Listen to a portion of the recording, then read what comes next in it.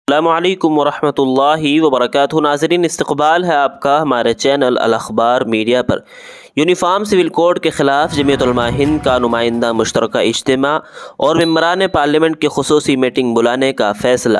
جمعیت کی طرف سے لا کمیشن میں جواب داخل مسلم پرسنل لا کو نشانہ بنانے کی کوئی بھی کوشش منظور نہیں۔ جمعیت علماء ہند کی مجلس عاملہ کا اجلاس مولانا محمود اسعد مدنی صدر جمعیت علماء ہند کے زیر صدارت مدنی ہال ITO نئی دہلی منعقد ہوا، جس میں خاص طور سے یونیفارم سول کوڈ پر تفصیل سے تبادلہ خیال کیا گیا اور مسلم آئلی قوانین کو پیش آمدہ چیلنجز کا مقابلہ کرنے کے لیے کئی اہم فیصلے کیے گئے۔ ازیں قبل جمعیت علماء ہند کے جنرل سیکریٹری مولانا حکیم الدین قاسمی نے سابقہ کارروائی کی خواندگی کی اور ایڈوکیٹ مولانا نیاز احمد فاروقی نے جمعیت علماء ہند کی طرف سے لا کمیشن کو دیے جانے والے جواب کا تفصیلی مسودہ پیش کیا، جس میں متعدد دلائل کے ذریعے ثابت کیا گیا کہ مسلم پرسنل لا ایکٹ خواتین کے حقوق کا ضامن اور محافظ ہے۔ اگر اسے ختم کر دیا گیا تو خواتین کو ملنے والے بہت سارے حقوق و مراعات سلب ہو جائیں گے۔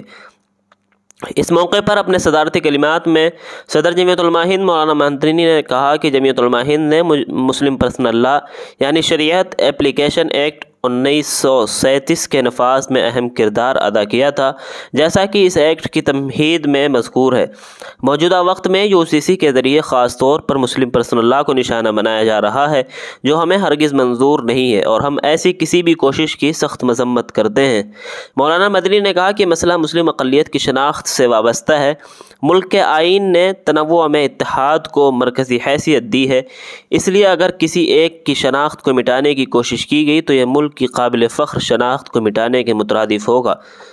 مولانا مدنی نے کہا کہ آزادی وطن کے وقت ملک کے معماروں، بانیوں اور نظریہ سازوں نے ہمیں یقین دہانی کرائی تھی کہ مسلم پرسنل لا جو کسی رسم و رواج پر نہیں بلکہ قرآن مقدس اور مستند احادیث کی بنیاد پر قائم ہے، اس کی آئینی حفاظت کی جائے گی۔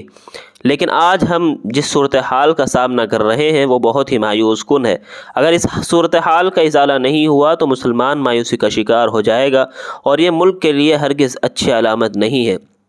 چنانچہ مجلس عاملہ جمعیت علماء ہند نے کافی غور و خوض کے بعد ماہرین وکلاء کی طرف سے تیار کردہ جواب کچھ رد و بدل کے ساتھ منظور کیا گیا، جسے لا کمیشن آف انڈیا کے دفتر میں داخل کر دیا گیا ہے۔ مجلس عاملہ نے اس موقع پر یہ بھی فیصلہ کیا کہ ایکسس سول کوڈ کے سلسلے میں امت مسلمہ کے متفقہ موقف سے آگاہ کرنے کے لیے تمام وزرائے اعلیٰ اور سیاسی پارٹیوں کے صدور کے نام خط لکھا جائے اور صدر جمہوریہ ہند سے ملاقات کی بھی کوشش کی جائے۔ یہ بھی طے ہوا کہ مختلف پارٹیوں سے تعلق رکھنے والے اور غیر مسلم ممبران پارلیمنٹ کو جمع کر کے ان سے مذاکرہ کیا جائے اور ان کو پارلیمنٹ میں ایکسس سول کی منفی اثرات پر آواز بلند کرنے پر آمادہ کیا جائے۔ مجلس عاملہ نے اپنے اہم فیصلے میں اعلان کیا ہے کہ سردست عوامی مظاہروں سے گریز کیا جائے تاکہ مرکزی اور صوبائی سطح پر نمائندہ مشترکہ اجتماعات منعقد کیے جائیں جن میں مختلف طبقات سے تعلق رکھنے والے افراد اور بااثر شخصیات شریک ہوں گی۔ مجلس عاملہ نے اعلان کیا ہے کہ UCC کے تناظر میں آئندہ 14 جولائی یوم جمعہ یوم دعا کے طور پر منایا جائے گا۔ مجلس عاملہ میں دیگر امور کے تحت جمعیت علماء آندھرا پردیش و تلنگانہ کی مجلس عاملہ کے ذریعے ان دو ریاستوں کی یونٹ کو علیحدہ کرنے کی تجویز پیش ہوئی، جو مجلس عاملہ نے منظور کیا۔ اجلاس میں کئی شخصیات بالخصوص حضرت مولانا سید رابع حسنی ندوی رحمۃ اللہ علیہ سابق صدر آل انڈیا مسلم پرسنل لا بورڈ کی وفات پر گہرے رنج و الم کا اظہار کیا گیا اور ان کے لیے اثال ثواب کا اہتمام کیا گیا۔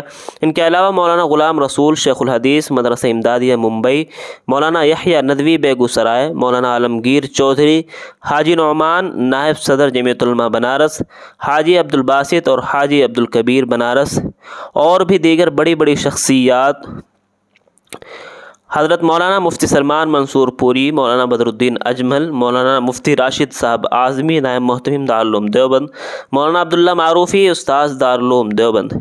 مجوزہ یونیفارم سول کوڈ کے سدباب کے لیے جمعیت علماء ہند کے اجلاس سے مجلس عاملہ کے 5 اہم فیصلے ماہرین وکلاء کی طرف سے تیار کردہ جواب کچھ رد و بدل کے ساتھ منظور کیا گیا، جسے لا کمیشن آف انڈیا کے دفتر میں داخل کر دیا گیا ہے۔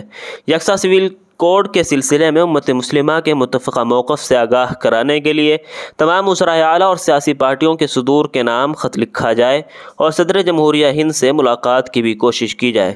مختلف پارٹیوں سے تعلق رکھنے والے مسلم اور غیر مسلم ممبران پارلیمنٹ کو جمع کر کے ان سے مذاکرہ کیا جائے اور ان کو پارلیمنٹ میں اقصیٰ سویل کے منفی اثرات پر آواز بلند کرنے پر آمادہ کیا جائے۔ سردست عوامی مظاہروں سے گریز کیا جائے، تاہم مرکزی اور صوبائی سطح پر نمائندہ مشترکہ اجتماعات منعقد کیے جائیں گے جن میں مختلف طبقات سے تعلق رکھنے والے افراد اور بااثر شخصیات شریک ہوں گی۔ UCC کے تناظر میں آئندہ 14 جولائی یوم جمعہ یوم دعا کے طور پر منایا جائے گا۔ ناظرین، تو یہ رہی جمعیت علماء ہند کے UCC کے تناظر میں منعقد کیے جانے اجتماع اجتماع اور مشورہ گاہ کی مختصر رپورٹ۔ اس خبر سے متعلق آپ کی کیا رائے ہے؟ کمنٹ باکس میں ضرور لکھیں، ویڈیو کو لائک اور شیئر کر دیں۔